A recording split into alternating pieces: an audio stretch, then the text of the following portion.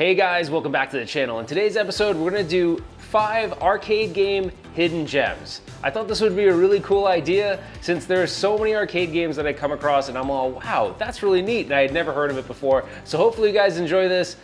Let's get started. The first game on my list is Demolish Fist. It's a side-scrolling beat-em-up that came out when beat-em-ups had largely fallen out of popularity. I never played Demolish Fist in the arcade, but discovered it on the Pandora's Key 7 3D in late 2018. For a 3D beat-em-up, they actually did a really good job. My absolute favorite part of the game is a super called Vertigo mode. Basically, you turn into a total badass and lay the smackdown on everyone.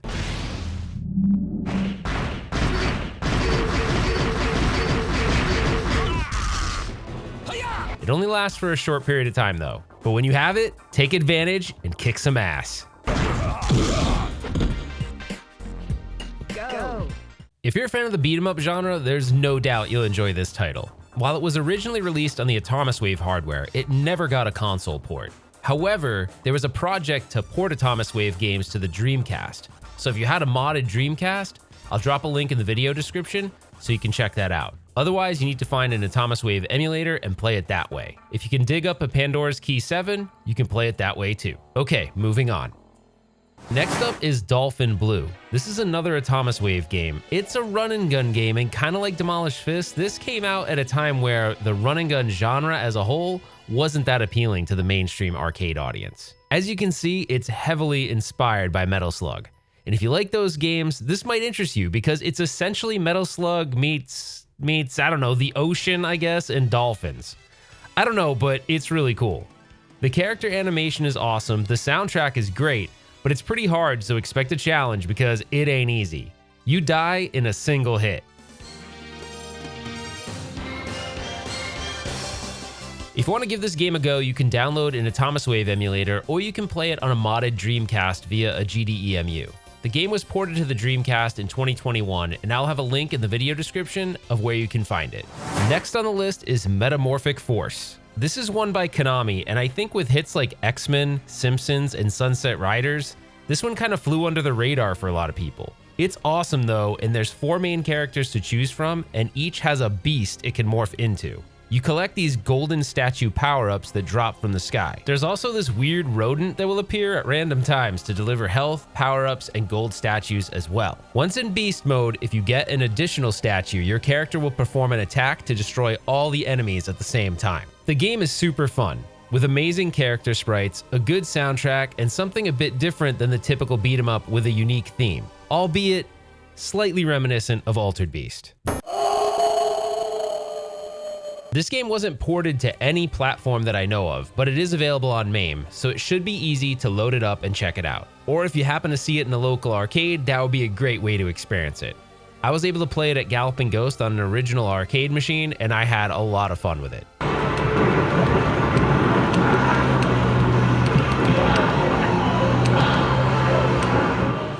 Next up, Forgotten Worlds. This one is a pretty unique side-scrolling shooter due to its rotary controls. Now, I don't have one of these arcades myself, so what we're gonna do is we're gonna break out to my man, Sir Todd Tuckey, to explain the controls. Todd, the floor is all yours. And it has an 8-way joystick, but then it has a 360 rotary. It's a really beautiful quality control. Kurt worked on this earlier, didn't you, Curdy? Let's take a peek. Let's look at these things. There's just 2 clamps to hold it in. And we're going to show you what these controls look like because, you know, I don't think any other game used them. It's like an Arkanoid. You can see the control spin. See all the gears, and there's the optic here. And then when you push it, it pushes the micro switch. Pretty interesting controls, don't you think?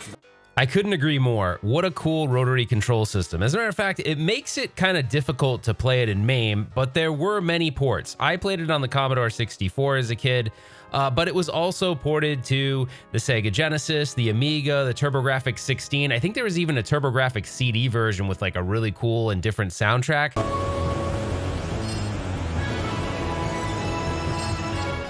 So anyways, if you want to play it, you can play it those ways, but I kind of feel like this is one of those games that if you get a chance to play it with the proper controls in an arcade, that would be the best way to experience it. Although the console ports are good too. So anyways, I got a soft spot for anything developed by Capcom. They just made so many great games back in the day. Anyways, on to the next game.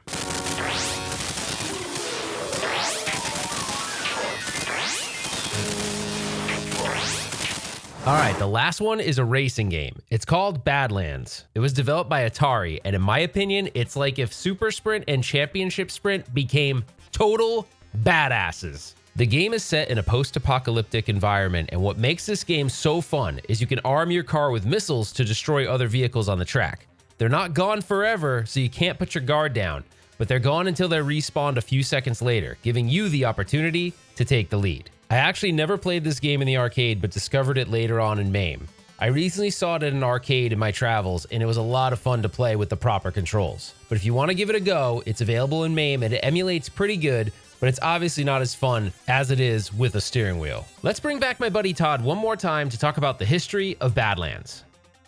Badlands. Just finishing it up. I wanted to show you, this was a kit. Atari came out with this great idea.